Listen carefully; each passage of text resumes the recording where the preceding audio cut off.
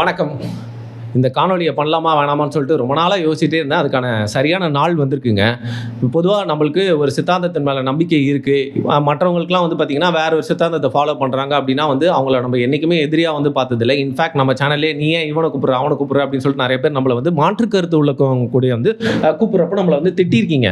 அப்படி இருக்கப்போ எனக்கு என்ன தோணுன்னு பார்த்தீங்கன்னா, ஒரு சைடு எடுத்து ஒரு சாராரையே கூப்பிட்டு நம்ம ஒரு சேனல் நடத்துறது அப்படிங்கிறது ரொம்ப ஈஸி. அதை யார் வேணால் பண்ணிட்டு போயிடலாம். அதே ஈகோ சிஸ்டமில் இருக்க ஆட்கள்லாம் திருப்பி நம்மளுக்காக வந்து பேச போகிறாங்க. உதாரணத்துக்கு நான் தமிழ் தேசியவாதின்னு என்றைக்குமே சொல்லிக்கிட்டே இல்லை. அதுக்கான தகுதி எனக்கு இல்லவே இல்லை. பட் தமிழ் தேசியம் அப்படிங்கிற கருத்தை எனக்கு ரொம்ப பிடிக்கும். அப்படின்னா அதை சார்ந்துள்ள மக்களை மட்டுமே கூப்பிட்டு, அந்த கெஸ்ட்டை மட்டுமே கூப்பிட்டு அதை தொடர்ந்து தலைப்புகள் வச்சுமே பேசி ஒரு சேனலில் ஓட்டுறது அப்படிங்கிறது ரொம்ப ஈஸி. பட் நான் ரொம்ப கஷ்டப்பட்டு ஒரு முயற்சி என்ன பண்ணேன் அப்படின்னு பார்த்தீங்கன்னா, மாற்று சிந்தனை உள்ளவங்களையும் நம்மளோட சேனலில் அகாமடேட் பண்ணி வந்து பேச வைக்கணும். அவங்களோட குரலும் இந்த பிளாட்ஃபார்மில் எதிரொலிக்கணும். எல்லாத்துக்கும் உண்டான ஒரு சேனலாக வந்து வச்சுக்கலாம். நம்ம வந்து ஒரு தனிப்பட்ட ஒரு கருத்து இருந்தாலும் எல்லாத்தையுமே நம்ம சேனலில் கொண்டு வந்துட்டோம்னா ஒரு பியூட்டிஃபுல்லான ஒரு பிளாட்ஃபார்ம் கிரியேட் பண்ணலாம் அப்படிங்கிற சேலஞ்சை நான் வந்து எடுத்தேன். அதில் நான் வந்து வெற்றி அடைஞ்சேனா அப்படின்னு தெரியாது. பட் நம்மளோட சேனலில் முடிஞ்ச அளவுக்கு எல்லா சித்தாந்த ரீதியான மக்களும் வந்து பேசிக்கிட்டு இருக்காங்க அப்படிங்கிறது மட்டும் இல்லாமல் தேர்தல் வந்தாலும் தேர்தல் முடிஞ்சாலும் எல்லாரையுமே வந்து எப்படியாவது கஷ்டப்பட்டு கூப்பிட்டு வந்து பேச வைப்பேன். அதில் வந்து என் கூட இருக்க நண்பர்கள் சில பேர் கோச்சிக்கிட்டாலும் வந்து பரவாயில்ல, ஏன்னா நான் என்ன பண்ணிருக்கேன்னு சொல்லிட்டு எனக்கு தெரியும். நான் ஏன் இதெல்லாம் சொல்கிறேன்னா, மாற்று கருத்து உள்ள நிறைய நண்பர்கள் என்ன பண்ணுறாங்க, நண்பர்கள்னு சொல்ல முடியாது, சில நபர்கள் என்ன பண்ணுறாங்கன்னு பார்த்தீங்கன்னா, நம்மலாம் இந்த பாட்காஸ்ட்லாம் ஆரம்பிக்கிறதுக்கு முன்னாடியே வந்து தமிழ் யூடியூப் கம்யூனிட்டியில், தமிழ் ஸ்பாட்டிஃபைலையும் இருந்தாலும் சரி, டிஸ்கார்டில் எல்லாத்துலேயுமே வந்து பாட்காஸ்ட் அப்படிங்கிற கல்ச்சரை வந்து ரொம்ப பிரபலப்படுத்தினது அப்படிங்கிறது வந்து பார்த்திங்கன்னா இந்த எஸ்விகே அப்படிங்கிற இந்த கேங் தான். ஸோ பேசிக்கலி இவங்களோட அந்த ஐடியா, இனிஷியேட்டிவ், அவங்க எடுக்கக்கூடிய அந்த சேரத்தை ரிசர்ச் எல்லாமே நம்மளுக்கு வந்து பேசிக்காக பிடிச்சாலும் அவங்களுடைய சித்தாந்தம் அதில் வந்து நம்மளுக்கு நம்பிக்கை இல்லை. நம்மளுக்கு எதிரான சித்தாந்தம் கொண்டவங்க. அது மட்டும் இல்லாமல் அவங்க பேசக்கூடிய விஷயங்கள், பேசுகிற வகை, பயன்படுத்தக்கூடிய வார்த்தைகள், எப்படியெல்லாம் ஒருத்தவங்களை அட்டாக் பண்ணுறாங்க, எந்த அளவுக்கு டீப்பாக போய் வந்து பார்த்திங்கன்னா மற்றவங்களோட ஃபெய்த்தை வந்து கிண்டல் பண்ணுறாங்க, அப்யூஸ் பண்ணுறாங்க அப்படிங்கிறதுலாம் நம்மளுக்கு என்றைக்குமே வந்து ஒரு எதிர்கருத்து இருந்துச்சு. அதில் வந்து பார்த்திங்கன்னா முக்கியமாக என்ன பண்ணுவாங்க, அவங்களோட பேர் சொல்ல மாட்டாங்க, முகத்தையும் வந்து காட்ட மாட்டாங்க.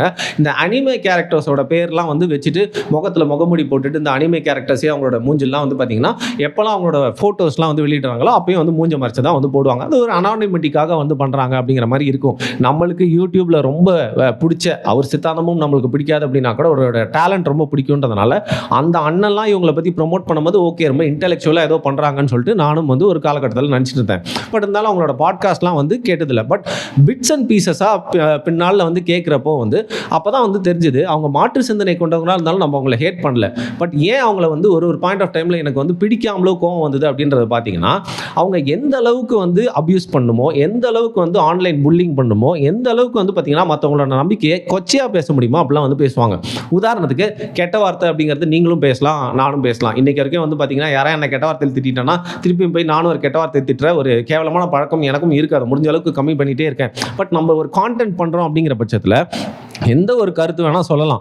அதை சொல்லக்கூடிய ஒரு முறை அப்படின்னு ஒன்று இருக்குது. இப்போ நீங்கள் இந்த வீடியோவை பார்க்குறீங்க அப்படின்னா வந்து பார்த்தீங்கன்னா, இப்போ உங்கள் வீட்டிலே நீங்கள் பெரியவராக வீடியோ பார்த்துருக்கீங்கன்னா ஒரு சின்ன பையன் வந்து பார்த்தா கூட இந்த வீடியோவில் எதுவுமே ஒரு ஆபாசமான வார்த்தை இருக்கக்கூடாது அப்படிங்கிறனால பார்த்து நம்ம வந்து ஒரு காணொலியை வந்து பண்ணுறோம்.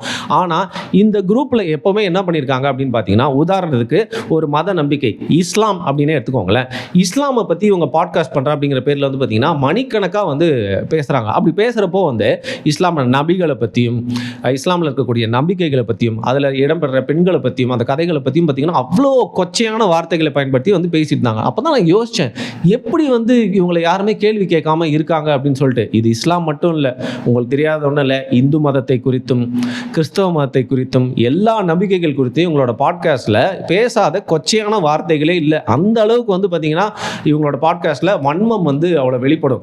இந்த டேங்க் கல்ச்சர் அப்படின்னு ஒன்று இருக்குது. ஸோ பேசிக்கலி வந்து இப்போ நானே வந்து பார்த்தீங்கன்னா சாதாரணமாக ஒரு விஷயம் இருக்கிறதோட ஒரு விஷயம் வித்தியாசமாக இருந்தால் அதை நோக்கி போகணும் அப்படின்னு வந்து நினைப்போம் இல்லையா? அந்த மாதிரி தான் வந்து இன்றைக்கி இருக்கக்கூடிய இளைஞர்கள் எல்லாருக்குமே ஒரு டிஃப்ரெண்ட்டான அப்ரோச் இருக்குது. அப்படின்னா அது நல்லது கெட்டது அப்படிங்கிறத பார்க்காம இதுதான் ஃபேஷன் நினச்சி அதை பின்தொடர்றதா நினச்சி இந்த எஸ்விகே குரூப்பை வந்து பல பேர் வந்து ஃபாலோ பண்ண ஆரம்பிச்சு இவங்கள ஏதோ ஒரு கல்ட் குரூப் மாதிரி உருவாக்கிட்டு இருந்தாங்க. அதற்கப்புறம் இவங்க ஆபாசமாக பேசுகிறாங்க அப்படிங்கிறது எனக்கு குற்றச்சாட்டுங்க. ஆனால் தங்களை இவங்களை எப்படி காட்டிக்கிட்டாங்க அப்படின்னு பார்த்தீங்கன்னா, ஒரு பெரியாரிஸ்ட்டு, ஒரு அம்பேத்கரிஸ்ட்டு, ஒரு கம்யூனிஸ்ட்டு, ஒரு திராவிடவாதிகள், ஒரு பொது உடைமை சித்தாந்தத்தை கொண்டவர்கள், பகுத்தறிவுவாதிகள், எல்லாருக்குமே சமத்துவம் பேசுகிறவர்கள், பெண்ணுரிமை பேசுகிறவர்கள், சமூகத்தில் இருக்க எந்த தீங்குனாலும் தட்டி கேட்பவர்கள், ஆர்எஸ்எஸ்க்கு எதிரானவர்கள், சங்கினா அடிக்கிறதுக்கு முதல்ல இவங்க தான் இருப்பாங்க அப்படிங்கிற மாதிரி இவங்க காட்டினாங்க. நான் ஓப்பனாகவே சொல்கிறேன், நம்மளுக்கு வந்து திராவிடத்தின் பேரில் வந்து பார்த்திங்கன்னா பெரிய நம்பிக்கை இல்லை அப்படின்னா கூட பொது உடைமை சித்தாந்தம், அம்பேத்கரியம் இல்லைனா கூட வந்து பார்த்திங்கன்னா அம்பேத்கர் எடுக்கக்கூடிய சில முயற்சிகள், ஒடுக்கப்பட்ட மக்களுக்கு எதிராக நடக்கக்கூடிய அநீதி, அது மட்டும் இல்லாமல் பெண் அடிமைத்தனம், அப்புறம் சாதிய ரீதியான பாகுபாடுகள், இதெல்லாம் குறித்து யார் எதிர்த்து பேசினாலும் அவங்க முழுசாக அவங்க கூட ஒத்து போகலனா கூட கரெக்டாக பேசுகிறானே அப்படின்னு சொல்லிட்டு மனசளவில் நானும் பார்த்தீங்கன்னா வந்து நிறைய பேர் வந்து ஒரு சாதாரண லைக் போட்டு அப்ரிஷியேட் பண்ணுற மாதிரி நானும் வந்து அப்ரிஷியேட் பண்ணிட்டு வந்து போயிருக்கேன். பட் போக போக தான் தெரியுது இவங்க எந்த அளவுக்கு டபுள் ஸ்டாண்டர்ட்ஸில் இருந்திருக்காங்க அப்படின்னு சொல்லிட்டு. ஒரு பக்கம் ஆபாசமாக பேசுறது மட்டும் இல்லாமல் இன்னொரு பக்கம் இந்த மாதிரி முற்போக்குவாதிகளாக தங்களை காட்டிட்டு நிறைய பாட்காஸ்ட்டில் நிறைய டாபிக்ஸ் எடுத்து வந்து பேசுகிறாங்க. அதில் வந்து பொதுவான டாபிக்ஸும் வந்து நிறையா இருக்கும். அப்படி இவங்க பேசி பேசி பேசி பேசி இன்னைக்கு ஆளும் கட்சியில் இருக்கக்கூடிய ஒரு ஈகோ சிஸ்டமில் இணைந்து என்ன பண்ணுறாங்க அப்படின்னு பார்த்தீங்கன்னா, எப்படியோ தெரிஞ்சோ தெரியாமலோ கனிமொழி இருக்காங்களே அவங்களெல்லாம் கூட கூப்பிட்டு வந்து இவங்களோட பாட்காஸ்ட்டில் உட்கார வைக்கிறாங்க. கனிமொழி அவர்கள் இவங்களோட பாட்காஸ்ட்டில் என்ன பேசியிருக்காங்கன்றத கேட்டுருக்காங்களாம் தெரியாது. இவங்க யார், எப்பேற்பட்டவங்க, ஆன்லைன் புல்லிங் எந்த அளவுக்கு பண்ணியிருக்காங்க, எப்படி பல பேரை கார்னர் பண்ணி பல பேரோட லைஃபை அழிச்சு விட்டுருக்காங்க அப்படிலாம் அவங்களுக்கு தெரியுமான்னு தெரியாது. ஏதோ ஒரு ரெக்கமெண்டேஷனில் அவங்களும் கூப்பிட்டு வந்துட்டாங்க போல இருக்கு. அவங்களும் உட்காந்துட்டு இவங்க ஏதோ பெரிய ஆள் மாதிரி நினச்சி வந்து பேசிட்டு போயிட்டாங்க. ஸோ அப்படி இருக்கிறப்ப இதன் மூலியமாக ஒரு வேலிடேஷனை வந்து இவங்க வந்து வெளியில் காட்டி தங்களை ஒரு பெரிய ஆளாக ஒரு இன்னைக்கு ஆளும் அரசாங்கத்து கூட வந்து ஒரு நல்ல கனெக்டில் இருக்கிற மாதிரி தங்களை காட்டிட்டு என்ன பண்ணுறாங்க அப்படின்னு பார்த்தீங்கன்னா, இவங்கள ஒரு பாட்காஸ்ட் கம்யூனிட்டி வந்து உருவாக்குறாங்க. அந்த பாட்காஸ்ட் கம்யூனிட்டிலே வந்து பார்த்தீங்கன்னா யாரெல்லாம் வந்து திராவிடம் பேசுகிறாங்களோ, யாரெல்லாம் ஒரே சித்தாந்தத்தின்படி பேசுகிறாங்களோ அவங்களாம் மட்டும்தான் இருக்கணும் அப்படிங்கிற மாதிரி ஒரு ஈகோ சிஸ்டம் உருவாக்குறாங்க.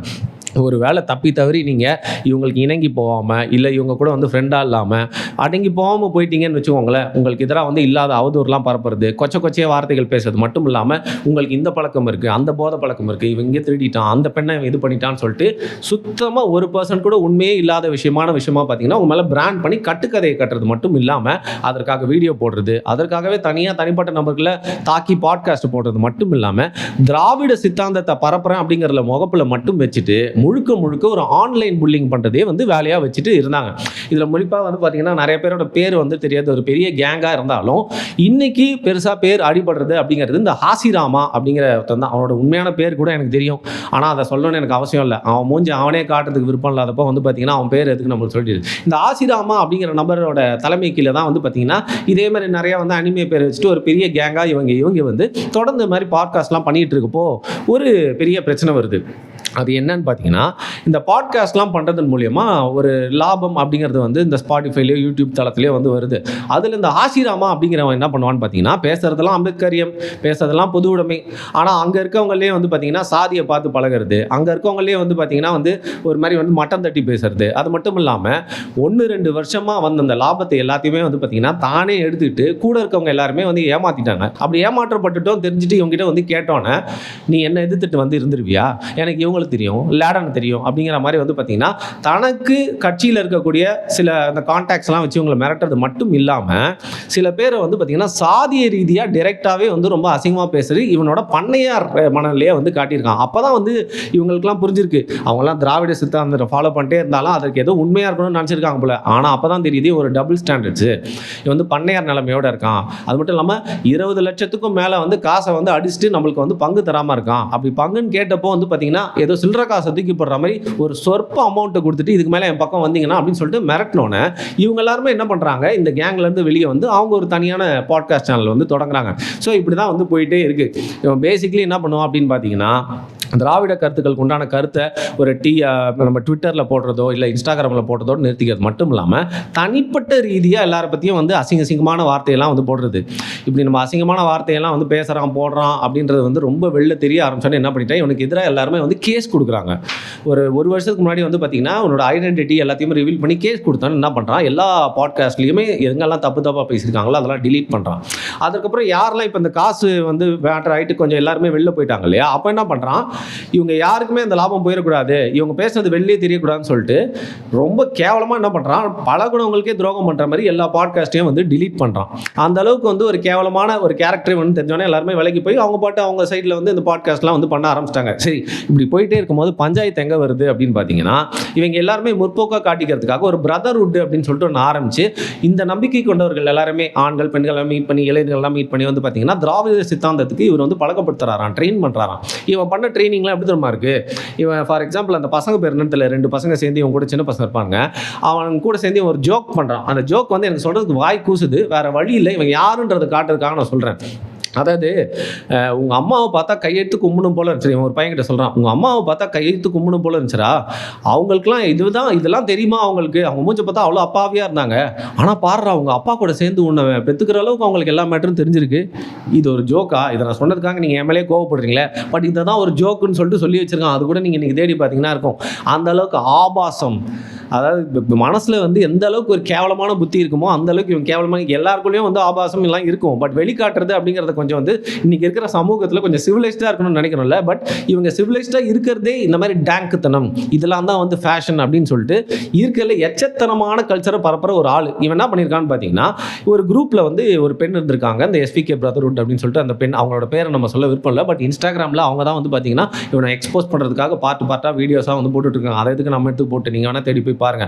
அதில் என்ன சொல்றாங்க, இவனோட கருத்து கூட ஒத்து போகாம அவங்க ஒரு கருத்து சொல்லிட்டாங்க அப்படிங்கிறதுக்காக அவங்கள ஒரு மாதிரி ஒதுக்குற மாதிரி பேசுறது மட்டும் இல்லாமல் ஆபாசமா அவங்க வந்து பார்த்தீங்கன்னா உடம்பை விற்று தொழில் பண்ணுறாங்க, ஒன்லி ஃபேன்ஸில் வந்து இருக்காங்க. அது மட்டும் இல்லாமல் பார்த்தீங்கன்னா அவங்களோட பின்னணியை குறித்து அசிங்கமாக பேசுறது அப்படின்னு சொல்லிட்டு அவங்கள புல்லிங் பண்ணுறது மட்டும் இல்லாமல் ஒரு பாயிண்ட் ஆஃப் டைமில் மேலே போயிட்டு என்கிட்டலாம் யாராவது வந்து பேசணும்னு நினச்சிங்கன்னா எனக்கு நிறைய ஆட்கள்லாம் தெரியும் அரசாங்கத்தில் அப்படின்னு சொல்லிட்டு மிரட்டும் வந்து செஞ்சுருக்கான்.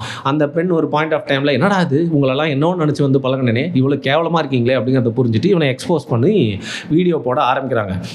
பேர்பட்ட சூழ்நிலையில் தான் வந்து பார்த்திங்கன்னா நம்ம ஏன் இதை பற்றி பேசணும் அப்படின்னு நம்ம நினச்சோம் அப்படின்னா, அரசாங்கத்தில் ஒரு அண்ணன் இருக்கார். அந்த அண்ணனை வந்து பார்த்திங்கன்னா ஒரு காலகட்டத்தில் நாங்கள் ரொம்ப ஒரு நியாயமானவராக வந்து பார்த்துருக்கோம். ஃபேக்ட் அப்படின்னா வந்து பார்த்திங்கன்னா அவர் தான், ஃபேக்ட் செக்கிங்னாலே வந்து அவர் தான். அந்த அண்ணன் வந்து பார்த்திங்கன்னா இன்றைக்கி அரசாங்கத்து கூட இணைந்து ஃபேக்ட் செக்கெல்லாம் வந்து பண்ணிகிட்ருக்காரு. அது எந்த லெவலில் பண்ணிகிட்ருக்காருன்னு உங்களுக்கே தெரியும். அவர் பேரை சொல்லி தான் வந்து பார்த்திங்கன்னா இவன் எல்லாருமே வந்து மிரட்டிகிட்டு இருக்கான் அப்படின்றத வந்து சொல்கிறாங்க. ஸோ பேசிக்கலி என்ன அப்படின்னா, இதே வேறு யாராவது ஒரு விஷயத்தை வந்து பேசியிருந்தா அவங்களுக்கு உடனே கைது, அவங்கள கூட்டு போய் சிறையில் வைக்கிறது, ரொம்ப சாதாரணமாக சில காணொலிலாம் நிறைய பேர் பண்ணியிருக்காங்க. அவங்கெல்லாம் கூட்டு போய் பல வாட்டி 5 கேஸ் போட்டு உள்ளே வச்சது. இதுக்கு பல விஷயங்களுக்கு பின்னாடி அவனோட வேலை இருக்குது. ஒரு பையன் இருக்கான், ஒரு யூடியூபர், தெரியாதனமாக ஒரு தப்பு பண்ணிட்டான். அவனோட சித்தாந்தம் நம்பிக்கைக்கு எப்பவுமே நான் வந்து பார்த்தீங்கன்னா உடன்பட்டதில்லை, எதிரானவன் தான். ஆனாலும் அந்த பையனை எல்லாம் பண்ணிட்டாங்க, இவங்க எல்லாமே கார்னர் பண்ணி அவனை ஒரு விஷயத்தை வந்து ஆன்லைன்லேயே பண்ண வச்சு ஜெயிலுக்கு அனுப்பிட்டாங்க. ஜெயிலுக்கு அனுப்பிச்சிட்டு இந்த ஆசிராமான்றவன் என்ன பேசுகிறான்னு பார்த்தீங்கன்னா, மனசாட்சி இல்லாமல் அவன் மட்டும் இல்லை, அவனுக்கு துணை போனதுக்காக அவனோட தாயையும் வந்து ஜெயிலுக்கு அனுப்புவேன் அப்படின்னு சொல்லிட்டு மனசாட்சியே இல்லாமல் ஜஸ்ட் பிகாஸ் இவனுக்கு வேண்டியவங்க பவரில் இருக்காங்க அப்படிங்கிற மாதிரி வெளியில் காட்டிட்டு முழுக்க வந்து தன்னை ஒரு பண்ணையார் மனநிலையிலே எல்லாருமே வந்து புல்லிங் பண்ணிடலாம் அப்படின்னு சொல்லிட்டு நினைக்கிறான். இதில் டாப் செரிய அந்த கேக்கா என்னன்னு பார்த்தீங்கன்னா, செகண்ட் ஷோன்னு ஒரு பிரதர் இருப்பார், கலிலூர் ரஹ்மான் நினைக்கிறேன். அவரும் இவங்களோட சித்தாந்தத்து கூட ஒத்து போகிற மாதிரியான ஆள் தான். ஒரு பாட்காஸ்ட்டில் அவரை பற்றி பச்சையாக கழுவி ஊற்றிருக்கான். சரி அது விடுங்க, ரஞ்சித்தனை வந்து டைரக்டர் ரஞ்சித்தனோட சித்தாந்தத்தின் மேலே நம்மளுக்கு நிறைய மாற்று கருத்துக்கள் இருக்கலாம். பட் நிஜமாவே தமிழ் சினிமாவில் ஒரு புரட்சிகரமான இயக்குனர், ஒரு சிறப்பான படைப்பாளி அப்படிங்கிறத எவனாலையுமே மறுக்க முடியாது. அவருக்கு எதிரான கருத்துக்கள் கொண்டவங்க கூட வந்து பார்த்திங்கன்னா அவரோட படைப்புக்கு அடிபடிஞ்சு தலை வணங்கி தான் வந்து போனோம். அப்பேற்பட்ட ரஞ்சித்தனனை பற்றி அசிங்கமாக வந்து பாட்காஸ்ட்டில் எல்லாம் பேசியிருக்கான். ஸோ இந்த பெண் வந்து இவனை எக்ஸ்போஸ் பண்ணுறது மூலமா எல்லாம் வெளில வருதுன்னு பார்த்தீங்கன்னா, எல்லா பாட்காஸ்ட்லையுமே இவனோட கருத்துன்னு ஒன்று காட்டிட்டு அதுக்கப்புறம் இவனோட உண்மையான முகன்ற ஒன்று இருக்கும் இல்லையா, அதெல்லாமே கொஞ்சம் கொஞ்சமாக வெளில வர ஆரம்பிச்சோன்னே இன்னைக்கு இவனை எல்லாருமே போட்டு சும்மா மொத்துன்னு ஆன்லைனில் மொத்திட்டு இருக்காங்க. அதற்காக இவன் வெக்கப்பட்டு மூஞ்ச மூடிட்டு ஏற்கனவே மூஞ்ச மூடிருக்கான், கடையை மூடிட்டு ஓடிடுவானா? இல்லைங்க, இவனை பொறுத்த வரைக்கும் என்னன்னா, நம்ம வந்து பவரில் இருக்கோம், நம்மளுக்கு தெரிஞ்ச நிறைய பேர் இருக்காங்க, இதன் மூலயமா எல்லாருமே வந்து ஆன்லைனில் கட்டுப்படுத்தி ஒரு புல்லிங் பண்ணலாம் அப்படின்னு சொல்லிட்டு இவ்வளோ நாள் ஆபாசத்தை மட்டுமே வந்து பார்த்தீங்கன்னா தன்னுடைய ஆயுதமாக பயன்படுத்திட்டு இருந்தவன் இப்போ கரெக்டாக வந்து தொக்கா வந்து சிக்கியிருக்கான். அது வந்து எதிர்கருத்து உள்ளவங்களால இல்லை, இவன் கூடயே வந்து இவனை நம்பி இவன் முற்போக்காளின்னு சொல்லிட்டு இவன் கூட சேர்ந்து எல்லாரையுமே புல்லிங் பண்ணுறது ஆட்கள் இன்னைக்கு திருந்தி வெளில போயிருக்கீங்கல்ல, உங்களால் தான் இன்னைக்கு அவன் வெளில வந்திருக்கான். ரொம்ப நாள் ஆச்சு, கண்கிட்ட பின் சூரிய நமஸ்காரம் அப்படிங்கிற மாதிரி வந்து பல நாட்களுக்கு அப்புறம் அட்லீஸ்ட் அவனை எக்ஸ்போஸ் பண்ணீங்களே, அதற்கு துணை போனீங்களே அப்படின்னு சொல்லிட்டு உங்களை பாராட்ட வேணும். அது மட்டும் இல்லாமல் தன்னுடைய முகம் தெரியும் அப்படின்னு தெரிஞ்சும் இவங்க ஆன்லைன் புல்லிங் பண்ணுவாங்க அப்படின்னு தெரிஞ்சும் அதுக்கெல்லாம் பயப்படாமல் இவனை வந்து தைரியமாக எக்ஸ்போஸ் பண்ணியிருக்கீங்க இல்லையா அந்த சிஸ்டர், உங்களுக்கு தான் வந்து பார்த்தீங்கன்னா தலை வணங்கி ஒரு நன்றியை வந்து தெரிவிச்சுக்கிறேன். ஏன்னா உங்களை மாதிரி ஆட்கள்லாம் வெளில வந்து இவனை எக்ஸ்போஸ் பண்ணால் மட்டுமே வந்து பார்த்தீங்கன்னா இவனுடைய ஆன்லைன் புல்லிங் அப்படிங்கிறது வந்து அடங்கும். மற்றபடி தனிப்பட்ட ரீதியாக இவனுக்கு எனக்கும் எந்த பிரச்சனையுமே இல்லை, இவனை நான் பார்த்தது கூட இல்லை, இவனுக்கு எதிராக நான் எதுவும் பேசினது கூட இல்லை. பட் எனக்கு எதிராக அவன் நிறையா வந்து பார்த்தீங்கன்னா வந்து ப்ரொபகேண்டா இல்லை நரேட்டிவ்லாம் செட் பண்ண ட்ரை பண்ணிருக்கான். இவனை வந்து எந்த ஹேண்டில், லெஃப்ட் ஹேண்டில் தானே ஹேண்ட் பண்ணலாம், பல வாட்டி அந்த லெஃப்ட் ஹேண்டில் ஹேண்டில் பண்ணிட்டு போயிட்டே இருந்திருக்கோம். இருந்தாலும் இன்னைக்கு நிலைமை எல்லை மீறி போகுது அப்படிங்கிறதுனால இந்த ஷூமி வண்ணக்கா காவியங்கள் அப்படிங்கிறத நிறைய பேர் பார்த்துருக்கலாம். அந்த எஸ்விகே பிரதர்ஹுட் அப்படிங்கிறது நிறைய பேர் பார்த்துருக்கலாம். அது என்ன அப்படின்னு அது ஏதோ ஒரு முற்போக்கான ஒரு செம்ம விஷயம்னு நினச்சிட்டு இருப்பீங்களே, அப்படிலாம் இல்லைங்க. ஒரு குப்பை தொட்டி, அது கேவலமான நபர்களுடைய ஒரு கூட்டமைப்பு அப்படிங்கிறத எக்ஸ்போஸ் பண்ணுறதுக்காக தான் இந்த வீடியோ. நிறைய பேருக்கு தெரியாமல் இருந்தால் என்னன்னு போய் தேடி போய் புரிஞ்சுக்கோங்க. ஏன்னா வரக்கூடிய தேர்தலில் வந்து பார்த்திங்கன்னா ஒரு பெரிய ஈகோ சிஸ்டமை யூஸ் பண்ணி வந்து இவங்களோட பரப்புரையை, இவங்க நரேட்டிவை செட் பண்ணுறதுக்கு இவங்கெல்லாம் துடிச்சிட்டு இருக்காங்க. ஒரு கட்சிக்கு, நம்மளுக்கு பிடிக்காத கட்சி கூட சப்போர்ட் பண்ணலாம், ஆனால் அந்த கட்சிக்கு சப்போர்ட் பண்ணி பேசுகிறப்போ நியாயமாக இருக்கணும். மற்றவங்களை குறித்து நீ விமர்சனம் செய்கிறப்போ அது வந்து நியாயமாக இருக்கணும். உன்னை மாதிரி கேவலமான நபர்கள் எல்லாருமே வந்து பார்த்திங்கன்னா அதாவது எக்ஸ்போஸ் பண்ணுறது மட்டும் இல்லாமல் திருப்பியும் நீ இந்த மாதிரி செயல்படவே கூடாது அப்படிங்கிறதுக்காக தான் இந்த காணொலி. மற்றபடி இதை பற்றி சொல்கிறதுக்கு வேறு எதுவும் இல்லைங்க.